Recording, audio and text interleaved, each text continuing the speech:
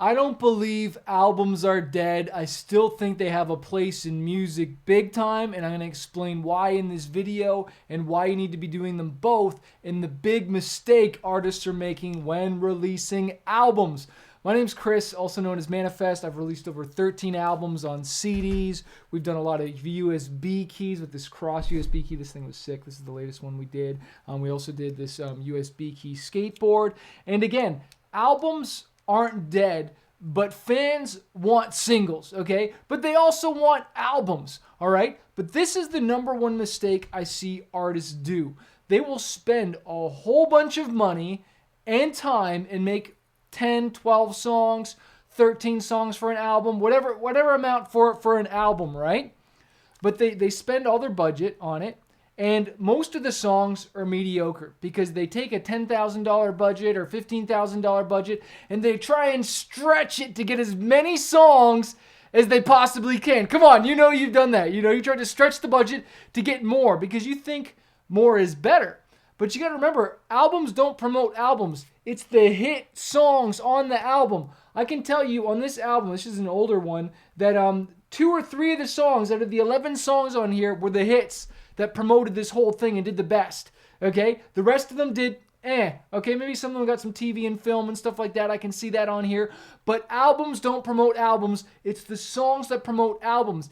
It would be better if you took that $10,000 or $12,000 or $15,000 budget and only made 3 or 4 songs or 5 and do an EP and get the best songs written. Work with the best producers, get the best features, the best collaborations, work with the best writers, get the best mix you can get, okay? And do less and give your fans a bunch of hits and release a few as singles, all right? On this album, this is not the end, okay? With this cross USB. We did a CD for this as well too, but you know, again, I'm going to talk about packaging and how you package this. But what we did was we did this album on here, but we did a Kickstarter for it. All right, we did a Kickstarter and raised some money because fans don't just want the CD or the music, but they want the cool packaging. You know, include a poster. Include it getting signed. It could be limited edition or comes with limited edition swag or something like that. I just supported a buddy's Kickstarter because I wanted to support it, but also because I thought the graphics looked so dope and I wanted a hoodie and I wanted to support and I just wanted to represent, right? But plus, I love artwork and I love that stuff and I wanted to support his body of work. And that's the third reason why albums are so important, because when you do an album, it kind of time stamps, you know, a body of work in a time, in a certain number of songs on that album. And I can see this one was actually 2008. This is an older one. So this is like, man, I've been doing this for a long time. This is an older one, but this represents a body of work that I did. This one we released in 2019. And again, this was a body of work, you know, this USB key went along with this album and the marketing and everything that went with it.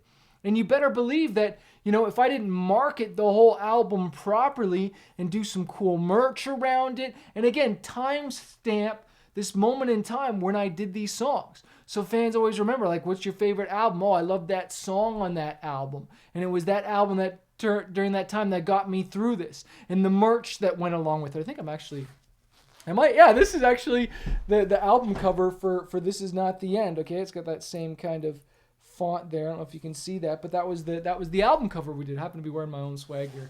So cheesy, right? But the idea is that albums still sell, but you got to market them.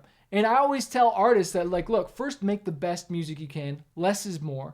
If you are going to do an album, launch a Kickstarter, because, you know, people don't just want CDs. They want packages. They want experiences. Maybe you include different things where it's signed, it's a poster, they get a Skype call with you, it's a live event, they get some extra bonuses or just different things that fans can get so that they support your stuff.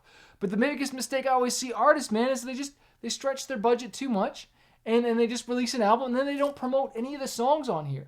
For this album, there was, I think, 11 or 12 songs.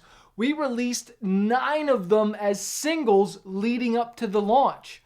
Why? Because we wanted to punch that Spotify algorithm in the face and get on the release radar and get on playlists. And I wanted to make sure I gave attention to every single song that was on this record. All right. And this is another thing where albums aren't dead. And what we did was when we sold this as part of the package, we included the new album plus a whole bunch of my other albums and bonus videos and instrumentals and remixes and live in concerts, and just made it a really cool item where they got all this bonus content that they couldn't get anywhere else.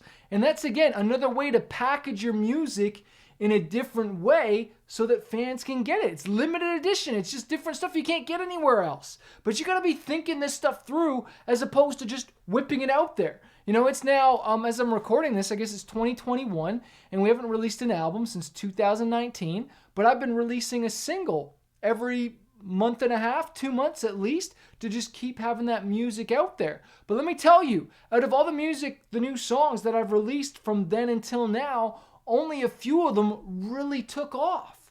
All right, only a few of them really took off, and that means I had to, because some of them I didn't market as well as I could have. I didn't put that muscle, that time, whether that was YouTube, Facebook, Instagram ads, radio, publicity. Maybe I didn't have a collaboration on it. I didn't do all the things to push each one that I could have. Our latest one, song called Save You, yeah, we're going guns blazing, and guess what? That thing's killing it. It's going to have way over 1 million streams faster than anything else. We did a lyric video for it, and we really promoted it. So our album's dead? Absolutely not. But it's the singles on those albums, or on the album, that promotes it. All right? And so you got to put some muscle behind the songs if you want the album to go out. But don't just launch an album and then move on to the next thing. That's why I like to have singles leading up to it, to get excitement about this, to have a crowdfunding campaign or something so that you can raise funds for it, and a lot of awareness. Like doing a Kickstarter or a crowdfunding campaign, right? There's 2 reasons you do it. One, obviously, to raise the money, right? To help pay for either the record or maybe to raise funds to market the record. Those are 2 different ways that you can pitch it to your fans of why you're doing this new album. One time we said, hey, we're doing this new album. I'm paying for it, but could you help me, support this record to help us with marketing it and getting it out to more people? Because that's always been the heart. We want to get this music out to people. I'll take the risk on making it, but if you can help me get it out to the world, or you might be in a position where it's like, hey guys, can you help me make this record? And then you're going to get this, and this bonus. Okay, so that's why you do a crowdfunding is 1, to raise the money, but 2, to make sure that you promote it. When you do a Kickstarter and it's like countdown, like you got 30 or 60 days or whatever it is, you better be committed to promote that record during that time. And it kind of puts a fire under your butt because you've gone public and you're really saying, hey, we only got 30 days to do this and we need your help. So it's going to make sure that you're marketing every single day, as opposed to just with a single. You can throw it up there and there's not as much pressure.